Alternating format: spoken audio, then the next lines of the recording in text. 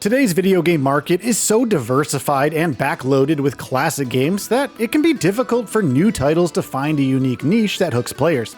South of Midnight aims to differentiate itself with captivating stop-motion animation and an approachable price point of $39.99.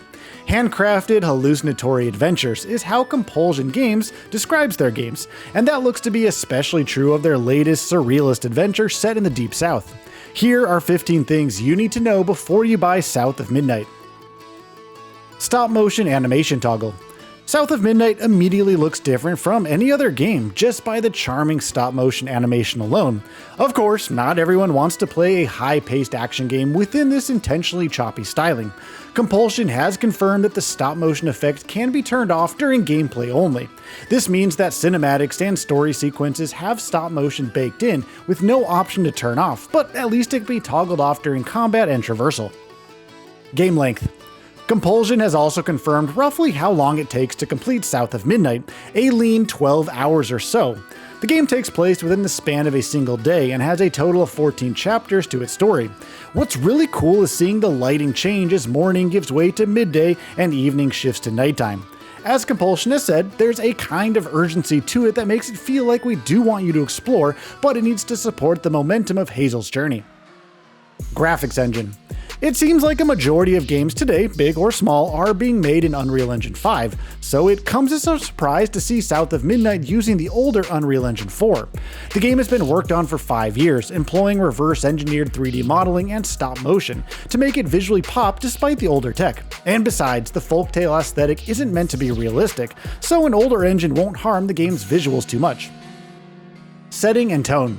The game begins in the fictional town somewhere in the bayou-infested deep south of the US. Eventually, the main character Hazel gets transported into a mythical spirit realm of sorts, where Southern American folktale legends spring to life. The game has a mix of authentic landscapes representative of the American South and surrealist elements ranging from giant peaches to talking catfish. The dark, fantastical tone is not dissimilar to Pan's Labyrinth, with films like Beasts of the Southern Wild being cited as a direct inspiration for the team. Mo-capped characters. Hazel finds herself transported to a twisted folktale version of her southern home. She uses her newfound weaver magic to mend lost spirits in her search for her missing mother. She's a confident teenager on a journey of restoration as well as self-realization. The talent behind the characters are noteworthy in themselves. Ahmed Best, known for his portrayal of Jar Jar in the Star Wars prequels, is the game's performance and voice director. Hazel is portrayed by not one but 2 actors. She's mo-capped by Brooklyn Majors and voiced by Adrian Ray. Story. I can't help but be reminded of The Wizard of Oz when hearing description of South of Midnight's plot, and not just because a disaster befalls the heroine's home. Hazel's hometown gets wrecked by a devastating hurricane. Suddenly, she's spirited away into a gothic southern fantasyland occupied by talking catfish and ghost-like haint enemies. Quite a fitting allusion to the surreal, almost dreamlike atmosphere that embodies South of Midnight's environs. Hazel's objective involves finding her lost mom while cleansing the land and the ghosts that linger there.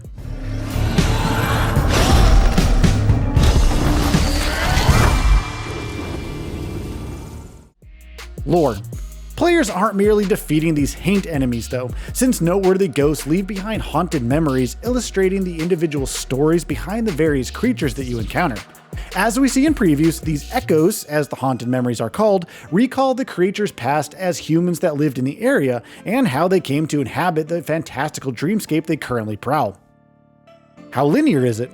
South of Midnight is decidedly linear, with some branching exploration sprinkled throughout. There are 4 confirmed biomes to explore: the swamps, a place called the Delta, the Appalachians, and a location inspired by downtown New Orleans. The way you get to and from these 4 distinct environments seems to be through the giant talking catfish that acts as Hazel's guide. That said, this is not entirely on rails or anything like that. There's still plenty of secret passages off the beaten path. Parkour-like traversal. Thankfully, it looks very smooth to get around the swamplands of the world. The wall-running parkour and double jumping doesn't look janky in the slightest. And previews has stressed how snappy the controls are in this regard. Heck, you can even adjust verticality during wall run for extra precision.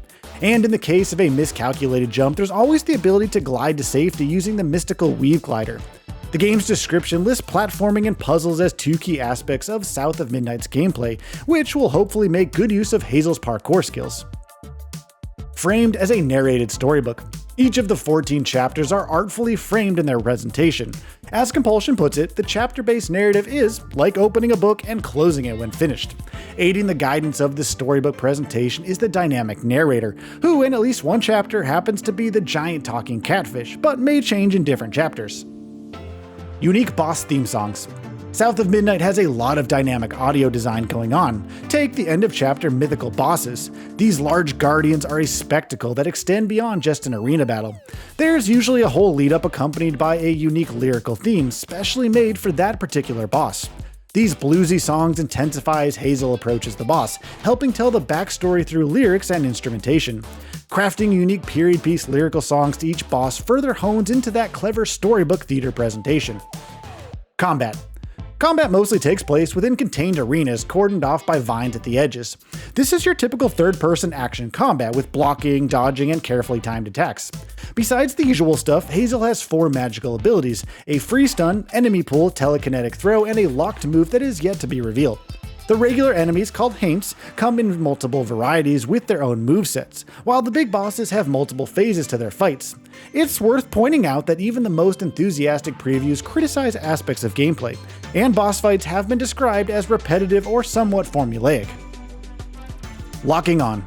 Perhaps the weakest link of the combat is the targeting lock-on. You can lock on to different targets, something which is encouraged considering how many enemies can confront Hazel at once. Other third-person action games have executed multi-target lock-on clumsily despite their best efforts. The constricting over-the-shoulder view of modern titles come to mind here. The lock-on in South of Midnight has been described by many previewers as loose and disorienting due to enemies attacking from off-screen and the rather clunky way the camera adjusts to this when switching targets. Here's hoping the final release has a fix for this.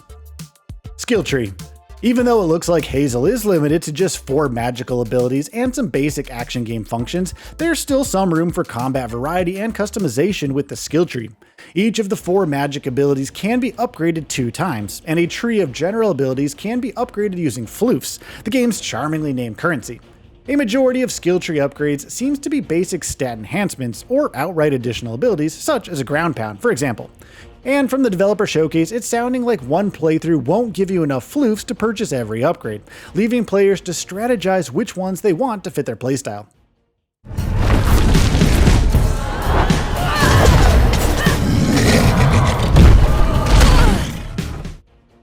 System requirements.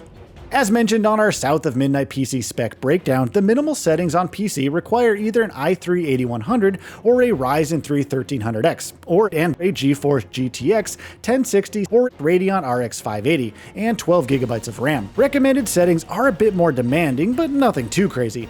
i5 7600K or a Ryzen 5 1600X, along with either a GeForce RTX 2060, a Radeon RX 6600, or an ARC A580 and 16GB of RAM. The game doesn't take a huge amount of storage either, with 55GB necessary to install.